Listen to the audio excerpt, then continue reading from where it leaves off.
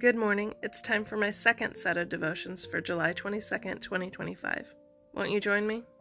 And celebrate recovery, healing from hurts, habits, and hang-ups. Day 203, Outpatient Surgery.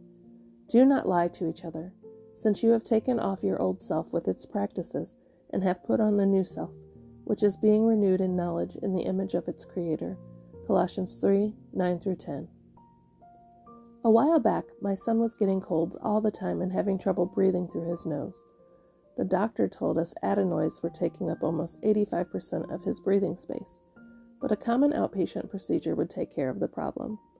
We woke up early on the day of surgery and hurried off to the hospital. A few hours later, it was over. Everything went as planned.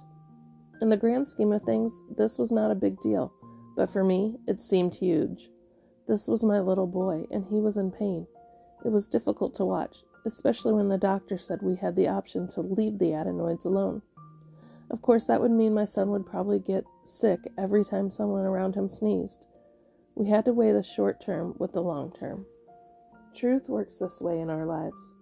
When we're going through the process to remove our hurts, hang-ups, and habits, it hurts, but we have to weigh the short term with the long term. Despite some temporary discomfort, it's always better to be free and whole and healthy.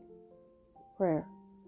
Father, I know you don't like seeing me hurting, but you allow it because you know it's necessary in order for me to walk in freedom and wholeness. Thank you for loving me so much. In Jesus' name, amen. And in my quiet time devotional, Day 203, My Prayer of Devotion.